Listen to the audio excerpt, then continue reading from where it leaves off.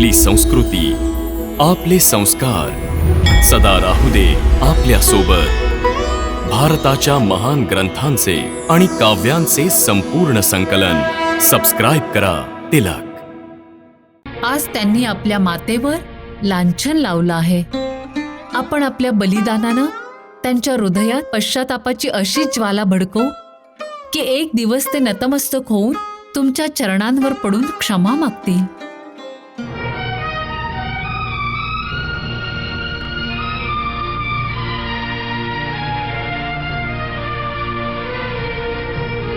बस, मी तुमच्याकडून हेच वचन मागते की माझ्या मागे तुम्ही तुमचं संतुलन नाही घालवणार. तुमचे डोळे भरून आले तर लोक तुम्हाला दुर्बल समजतील की एका स्त्रीच्या विरहात रडत आहे. मग हे बलिदान व्यर्थ होऊन जाईल. लोक राजाला मानव समजत नाहीत, एक महामानव मानतात. एका नायकाची हीच जबाबदारी आहे की लोक त्याच्यापासून प्रेरणा घेतील आणि त्याला लक्षात ठेवून आपली दुःख आपल्या आतच लपवतील.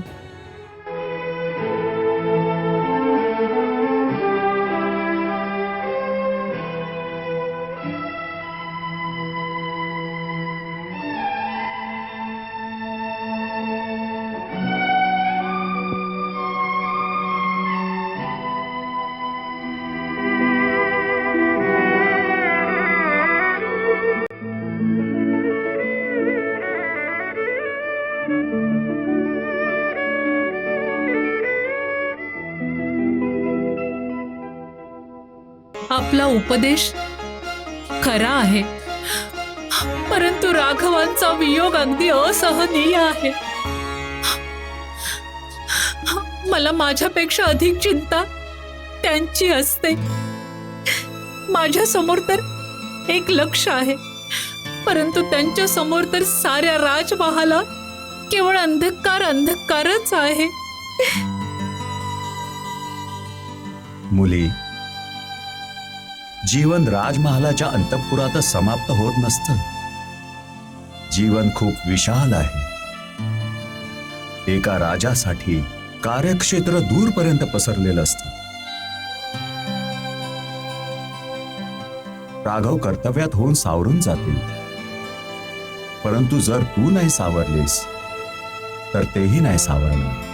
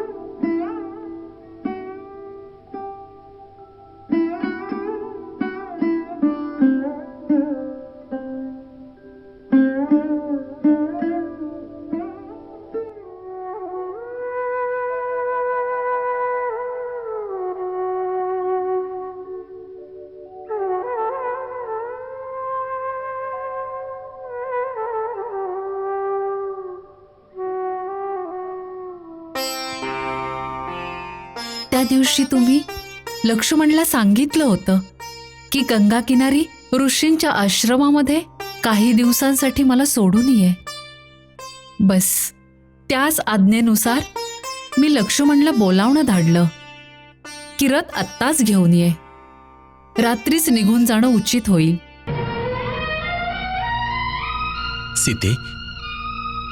सीते, आम्हाला विवश करू नकोस. तुला जाण्याची अनुमती देऊन आम्ही अन्यायाची पुष्टी नाही करू शकत. परंतु आपण एका पतिव्रता स्त्रीकडून तिच्या पतिकुळाच्या प्रतिष्ठेसाठी बलिदानाचा अधिकार हिरावू शकत नाही. बलिदान? हो, बलिदान. शास्त्र सांगतं, तजेत एकम कुल सार्थ्य ग्राम सार्थ्य कुलम तजेत. कुळाच्या कल्याणासाठी व्यक्तीचं बलिदान उचित आहे. अन्यथा इतिहास आपल्या दोघांना भित्र ठरवेल. जेव्हा महाबलिदानाची वेळ आली तेव्हा राजमहालातील भोगविलासाचा त्याग करू शकले नाही आणि आपल्या धर्म आणि कर्तव्यांपासून तोंड फिरवून न्याय आणि अन्यायाचा सहारा घेत बसले. आणि स्वामी, आपण विभक्त होऊनही कधी विलग होणार नाही. आपलं नित्य मिलन आहे. जेव्हा कधी एकटे असू तेव्हा एक दुसऱ्यांशी मनाच्या गोष्टी बोलू शकू, एक दुसऱ्यांच्या मनाची गाणी ऐकत जाऊ.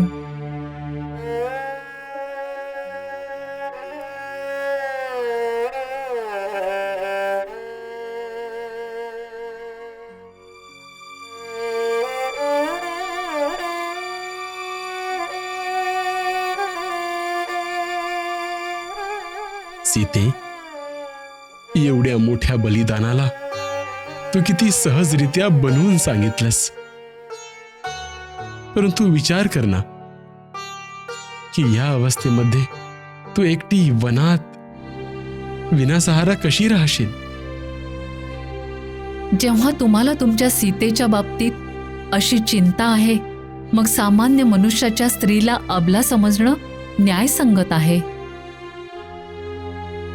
मी हेच सिद्ध करू इच्छिते की स्त्री अबला नाही तर शक्तीचं रूप आहे आणि खरी शक्ती अस्त्रशस्त्रांमध्ये नाही तर खरी शक्ती नैतिक चरित्र आणि धर्मात आहे. आणि हाच धर्म आणि त्याची शक्ती मनुष्याची प्रत्येक ठिकाणी रक्षण करते, मग तो नगरात असो की वनात असो. तसं तर वनात पशु पक्षी ही प्रेमाची भाषा समजतात. पाहिलत ना की ऋषींच्या आश्रमाजवळ हिंसक पशुही आपली हिंसा सोडून देतात. सती स्त्रीच्या धर्मातही तीच शक्ती असते.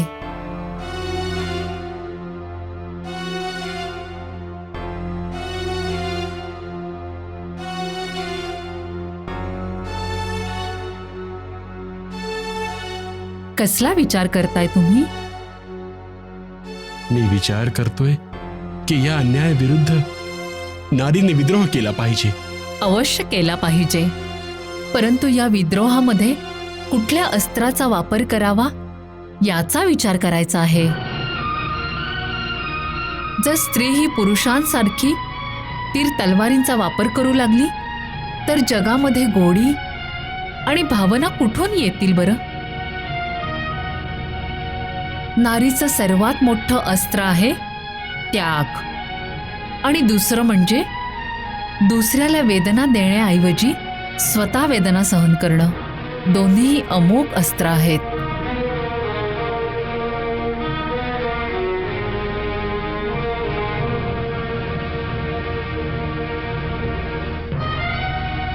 पुरुष तलवारीनं आपल्या शत्रूला जिंकतो तर खरा, परंतु त्याच्या मनावर अधिकार नाही गाजवू शकत. त्याचे घाव तसेच शिल्लक राहतात. स्त्री जेव्हा दुसऱ्याचे अत्याचार सहन करूनही त्याच्या बदल्यात प्रेम देते, तेव्हा समोरचा एक दिवस आपली हत्यारं टाकून तिला नमस्कार करतो. पुरुष केवळ शरीरावर विजय मिळवतो, स्त्री मनालाही जिंकून घेते. प्रजा आपलं अपत्य आहे. आज त्यांनी आपल्या मातेवर लांछन लावलं आहे. आपण आपल्या बलिदानानं त्यांच्या हृदयात पश्चातापाची अशी ज्वाला भडकवू की एक दिवस ते नतमस्तक होऊन तुमच्या चरणांवर पडून क्षमा मागतील.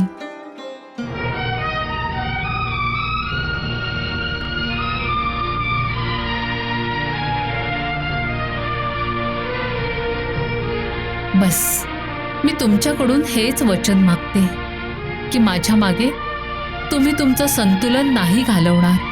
तुमचे डोळे भरून आले तर लोक तुम्हाला दुर्बल समजतील की एका स्त्रीच्या विरहात रडत आहे. मग हे बलिदान व्यर्थ होऊन जाईल. लोक राजाला मानव समजत नाहीत, एक महामानव मानतात. एका नायकाची हीच जबाबदारी आहे की लोक त्याच्यापासून प्रेरणा घेतील आणि त्याला लक्षात ठेवून आपली दुःख आपल्या आतच लपवतील.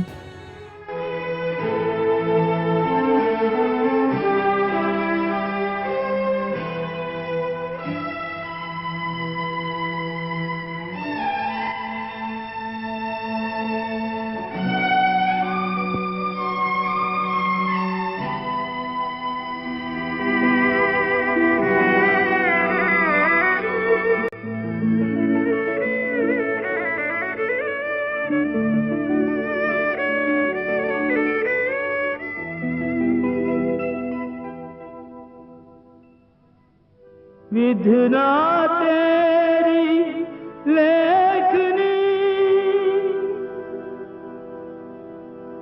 निष्ठुर निर्मम क्रूर, जो सपने हो नहीं दूर रहे,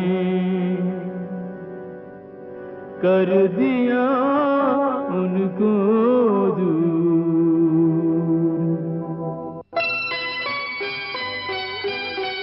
विधना तेरे लेख किसी की समझ न आते हैं,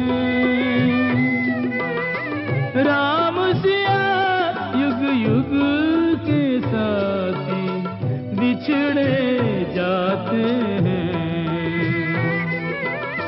राम सिया युग युग के साथी बिछड़े जाते हैं। विधना तेरे लेख किसी की समझ न आते हैं।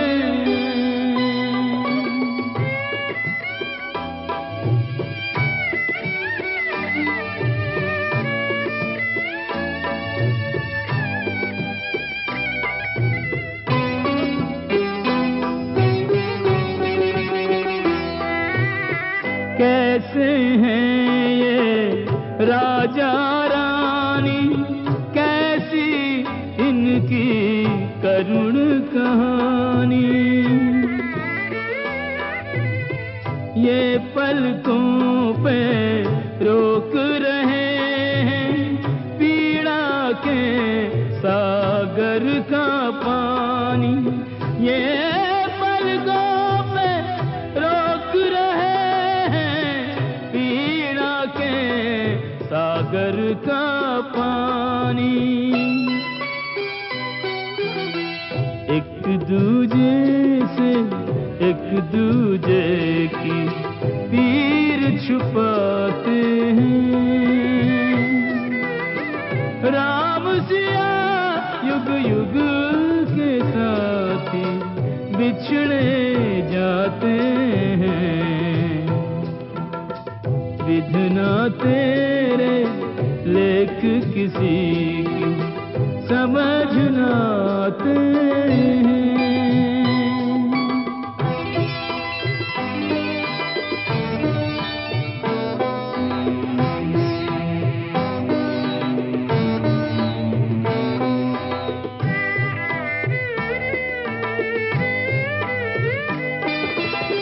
पुरजन परिजन महल अटारी, छूटी जाए अयोध्या प्यारी, सारा नगर नींद में सोया, क्या जाने किसने क्या खोया, नीरव निशी में धर्म के रथ पे जोगन चल दी कर्म के पथ पे, बिछड़ के भी ना टूट सके ये ऐसे नाते हैं, राम सिया युग युग के साथी बिछड़े जाते हैं। विधना तेरे लेख किसी की समझ न आते हैं, राम सिया युग युग के साथी बिछड़े जाते हैं, राम सिया युग युग के साथी बिछड़े जाते हैं।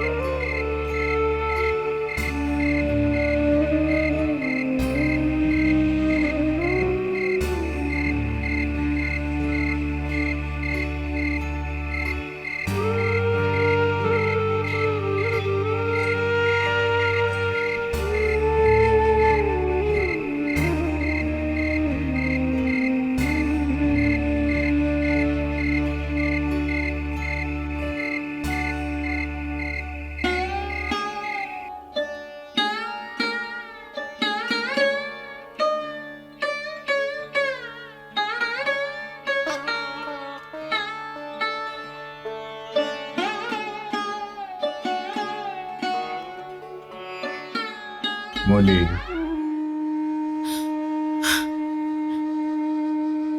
कसल्या विचारात पडलीस?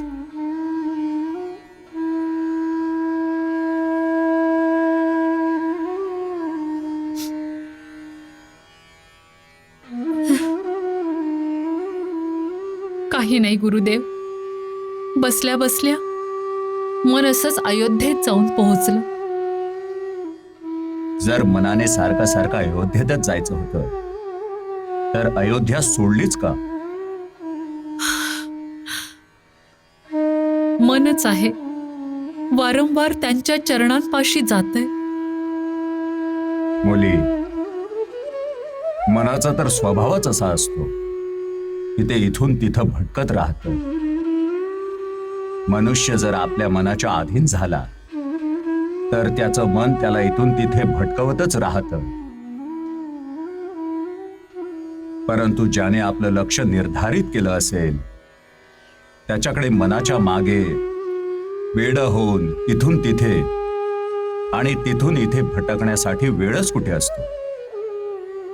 त्याला तर केवळ त्याच मार्गावर पुढे जायचं असतं जो त्याला त्याच्या लक्ष्यापर्यंत पोहोचवतो. मुली, तू एक लक्ष घेऊन चालली आहेस. तू पूर्वजांसमोर जी शपथ घेतली होतीस ती आठव. तू म्हणाली होतीस, मी मिथिला नरेश, राजा जनकाची कन्या सीता, आपले महान पती आपले भगवंत श्रीराम यांच्या चरणांची शपथ घेऊन वचन देते की आज नंतर माझी सावली देखील आपल्या पवित्र राजकुळावर नाही पडणार. मी आपल्या नावाचाही त्याग करत आहे, म्हणजे हे कलंकित नाव कुणाच्या जिभेवर येऊ नये. रघुवंशाची भावी संतान मी माझ्या गर्भात धारण करून जात आहे आणि हे वचन देते की त्या अपत्याला अशा योग्यतेचं बनवीन की आपल्या नावाला आणि कीर्तीला आणखी उज्ज्वल करेल.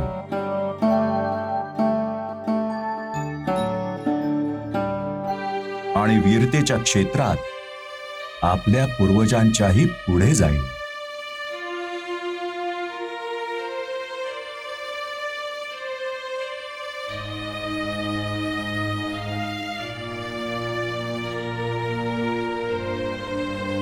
तू ज्या अपत्याला आपल्या पूर्वजांपेक्षा मोठा प्रतापी आणि वीर बनवण्याचा संकल्प केलायस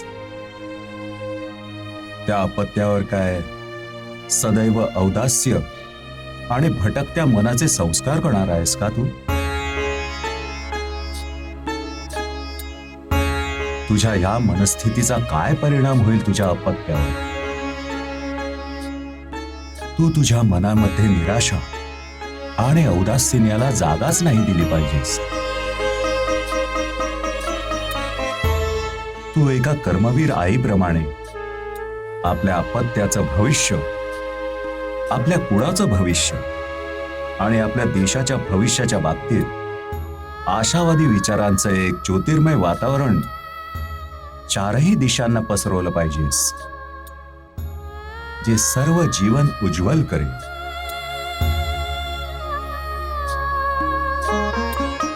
मुली, ज्यांना भविष्याची निर्मिती करायची असते त्यांना मनाच्या अधीन होऊन नाही चालत, उलट मनाला आपल्या अधीन करून पुढे चालतात.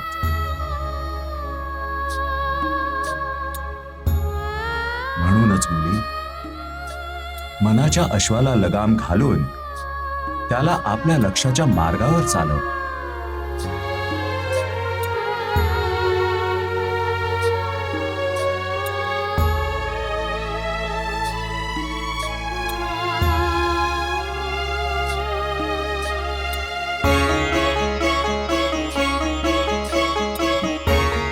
मला क्षमा करा गुरुदेव. आपला उपदेश खरा आहे, परंतु राघवांचा वियोग अगदी असहनीय आहे. मला माझ्यापेक्षा अधिक चिंता त्यांची असते. माझ्या समोर तर एक लक्ष्य आहे, परंतु त्यांच्या समोर तर साऱ्या राजमहालात केवळ अंधकार अंधकारच आहे. मुली, जीवन राजमहालाच्या अंतःपुरातच समाप्त होत नसतं. जीवन खूप विशाल आहे. एका राजासाठी कार्यक्षेत्र दूरपर्यंत पसरलेलं असतं. राघव कर्तव्यात होऊन सावरून जातील, परंतु जर तू नाही सावरलीस तर तेही नाही सावरणार.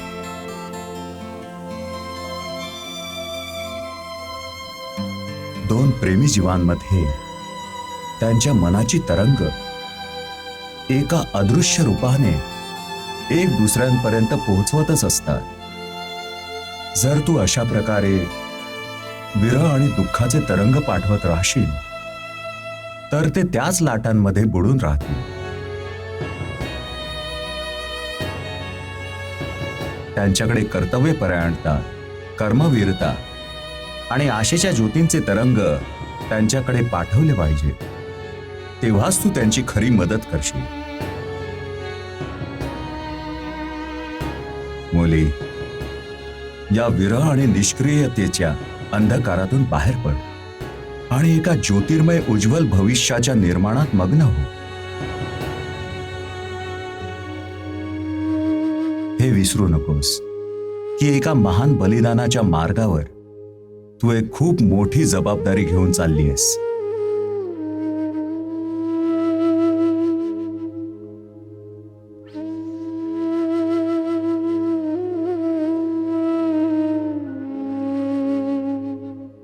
मला असं वाटतंय गुरुदेव, जसं की तुम्ही नदीच्या उसळलेल्या लाटांमधून बाहेर काढून मला स्थिर जमिनीवर उभं केलंय. तुम्हाला शत शत प्रणाम.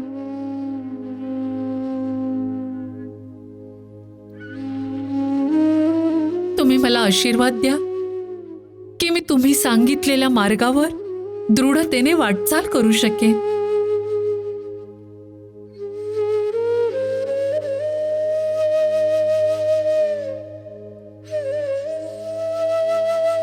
देवी भगवतीची शक्ती तुला प्रदान हो.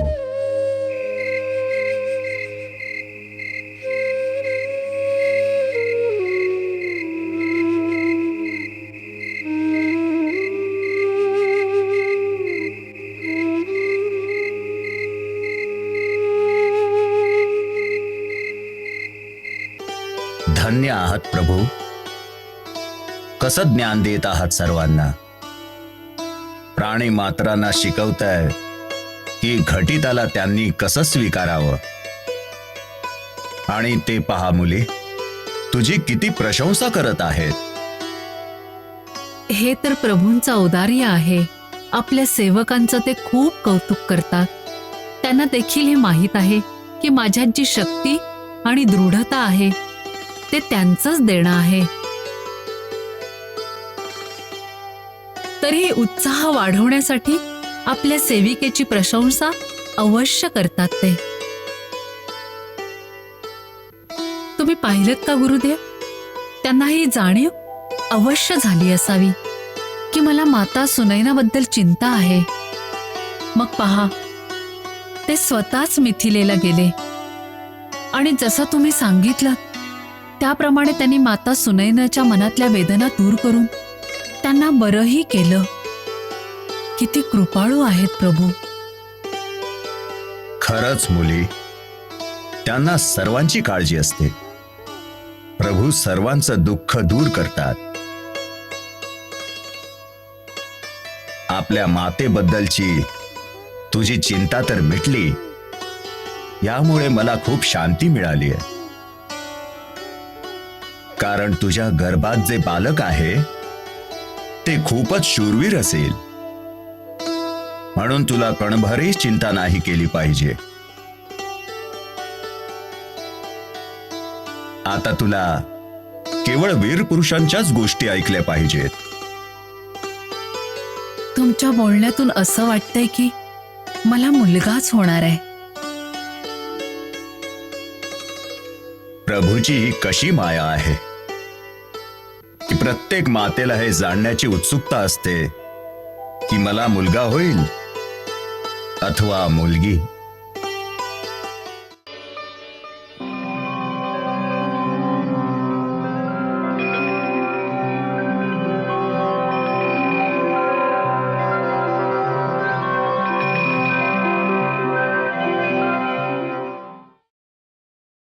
अवश्य मुलगाच होईल. आणि आणि 2 पुत्र होतील, जुळे.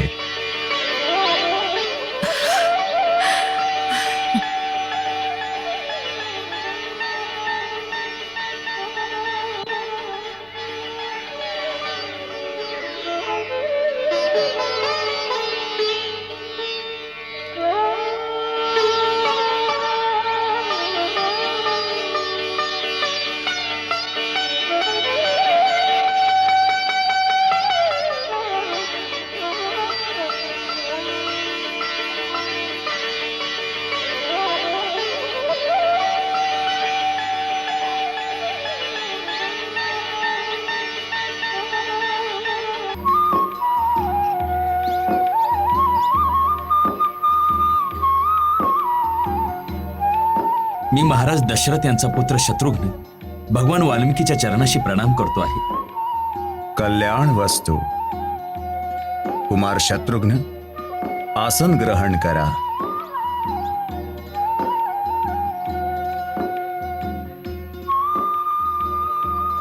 अयोध्येमध्ये सगळं कुशलमंगल तर आहे ना? आपल्या कृपेने कौशल्य राज्यात सर्वत्र कुशल मंगल आहे. पूज्यवर, मी महाराज श्रीरामचंद्रांच्या आज्ञेने आपला आशीर्वाद घ्यायला आलोय. महर्षी च्यवन खूप साऱ्या ऋषीमुनींना घेऊन महाराज रामाकडे आपल्या रक्षणार्थ सहाय्यता मागायला गेले होते. मथुरेचा राजा लवण नावाचा एक नरभक्षी असुर आहे, जो ऋषीमुनींना खाऊन टाकतो आणि अनेक प्रकारच्या पीडा देत असतो. महाराजांनी त्यांना अभयदान देऊन मला लवणासुराचा संहार करायला पाठवलं आहे. त्यांची आज्ञा होती की या मार्गात तुमचा आश्रम आहे, त्यामुळे तुमचा आशीर्वाद प्राप्त करूनच मी पुढे जावे. आम्ही महाराज रामाच्या या निर्णयाने अतिप्रसन्न आहोत. सूर्यवंशीयांनी नेहमीच मुनी आणि महात्म्यांच्या रक्षणाचं महान कार्य केलंय. आमचा आशीर्वाद आहे की भगवान तुला आपल्या वंशाची परंपरा निभावण्याची शक्ती देऊ आणि विजय प्राप्त करून देऊ. गुरुदेव गुरुदेव गुरुदेव गुरुदेव, वनदेवीने एका पुत्राला जन्म दिला आहे.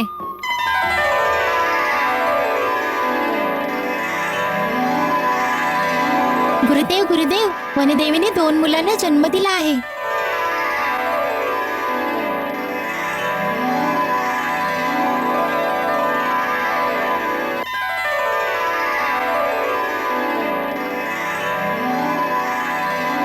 आपण त्या दिवशी म्हणाला होतात ना की 2 पुत्र होती, जुळे, तर तसंच झालं. खूप उत्तम झालं. खूप छोटे छोटे आहेत, खूप सुंदर आहेत. तू बघितलंस का? नाही, गौतमी माने सांगितलंय. अच्छा, कसा योगायोग आहे की अयोध्याचा सूर्यवंशी राजकुमार इथं आहे आणि त्याच वेळी 2 सूर्यवंशी राजकुमारांनी आमच्या आश्रमात जन्म घेतला. सूर्यवंशी कुमारांनी? होय, योगायोगाने हे बालक सूर्यवंशी आहेत. त्यांचे पिता यावेळी इथं नाही आहेत.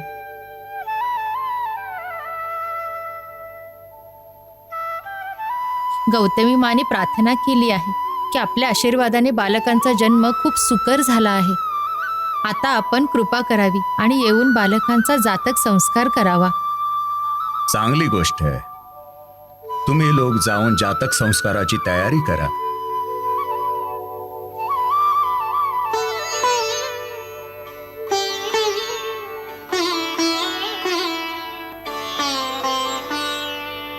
कुमार, आमच्या मनात आपल्यासाठी एक अद्भुत संकल्प येतोय. आज्ञा करा गुरुदेव. हे बालक सूर्यवंशी आहे, त्या नात्याने तुम्ही या बालकांचे काका लागता. त्यांचे पिता यावेळी इथं नाही आहेत. पित्याच्या अनुपस्थितीमध्ये काकाच्या हातून जातक संस्कार करण्याचे विधान आहे. तर मग आपण माझ्यासोबत येऊन त्या बालकांना आशीर्वाद द्याल तर योग्य असेल. आपल्या आज्ञेने असे शुभकार्य करणं माझं अहोभाग्य असेल. अहोभाग्य तर या बालकांचा आहे, ज्यांचा काका आज अयोध्येचा राजकुमार आहे आणि उद्या मधुरेचा राजा होईल. माझा आशीर्वाद आपल्या सोबत आहे. यावे. ओम इंद्राय नमः स्वाहा. ओम इंद्राय नमः स्वाहा. ओम इंद्राय नमः स्वाहा. भाग्यवान का भाग्योदय कैसे संजोग मिलाए, लो जातक संस्कार को अपने स्वयं ही चल कर आए. सूर्यवंशियों के स्वागत में सूर्य ध्वजा लहराए, भाग्यवान का भाग्योदय कैसे संजोग मिलाए.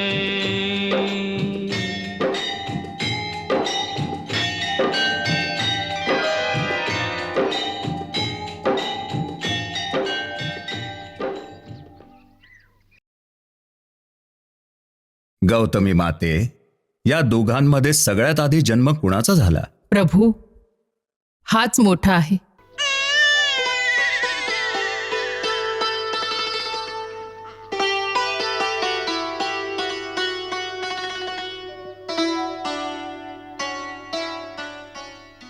कुशीच्या काडीच्या अग्रभागाला कुश आणि बाकी भागाला लव म्हणतात.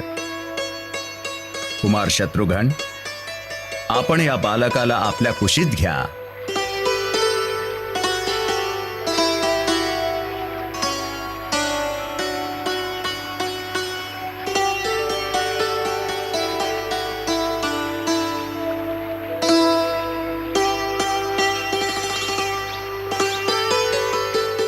या बालकाचा मार्जन आम्ही कुशानं केलं आहे, त्यामुळे याचं नाव कुश असेल.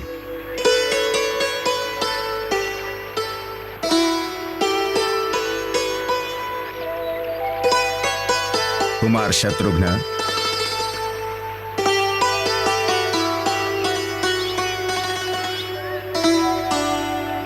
आता या बालकाला आपल्या कुशीत घ्या.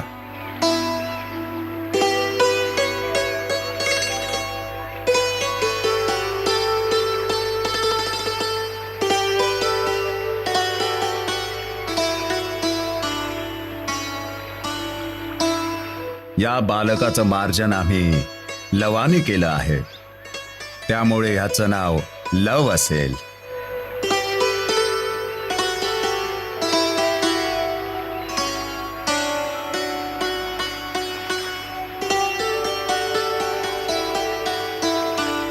कुमार शत्रुघ्न, आता काका असण्याच्या नात्यानं या दोघांना आशीर्वाद द्या. सूर्यवंशात जन्म घेतला आहे. देव तुम्हाला आपल्या वंशाच्या कीर्तीला अजून उज्ज्वल करण्याची शक्ती प्रदान करू, हाच माझा आशीर्वाद आहे.